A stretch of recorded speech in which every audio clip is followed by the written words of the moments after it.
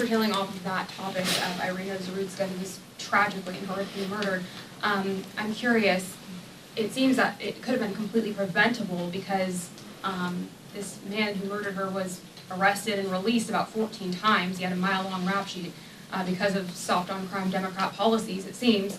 I'm curious what Congress is prepared to do to really force judges to keep violent criminals locked up, or at least, for an appropriate length of time. I think it's outrageous that people are trying to politicize the death of this wonderful young lady. It's outrageous that anyone would politicize their death. What decency do people have at a moment like this, as opposed to trying to find common sense solutions? One thing I can tell you that's also outrageous is that Donald Trump pardoned hundreds of violent felons who brutally beat police officers.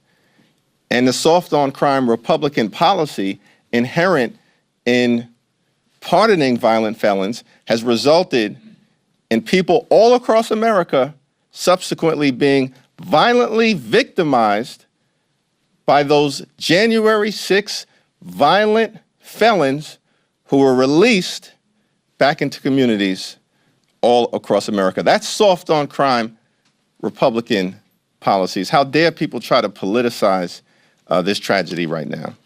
Explicitly want to get your reaction to this Israeli strike in Doha, if you've had any briefings about that, any concerns, and also this incident with Poland shooting down a Russian drone. America's falling apart, and as we now see all across the world, things are falling apart on the global stage because there's an absence of leadership coming from the Republican Party, an absence of leadership from Donald Trump, and cult-like behavior from House Republicans who simply rubber-stamp this extreme failed agenda. In terms of the Middle East, what we need to do is simple. Hostages need to be freed. Humanitarian assistance needs to be surged into Gaza immediately and continuously so that we can alleviate the humanitarian crisis in Gaza, which is unconscionable.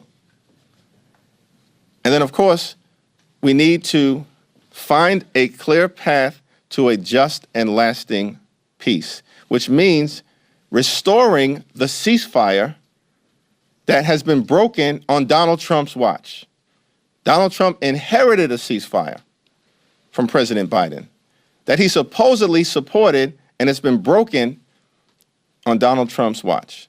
We need to stand by our ally in Poland, a NATO nation, and an attack on one of us, pursuant to Article 5, is an attack on all of us. We need to stand by Poland. At what point will Donald Trump come to the conclusion that Vladimir Putin is not a friend of the United States? He's not a friend of Western democracy. He's not a friend of the NATO alliance or the free world. He's an enemy. At what point will Donald Trump realize that? And at what point will House Republicans stop bending the knee to this wannabe dictator and start acting like a separate and co-equal branch of government and speak up on the issues that they themselves previously supported, which is standing against Vladimir Putin and standing up for Ukraine, for democracy, for freedom, for truth, for our NATO allies like Poland and the free world?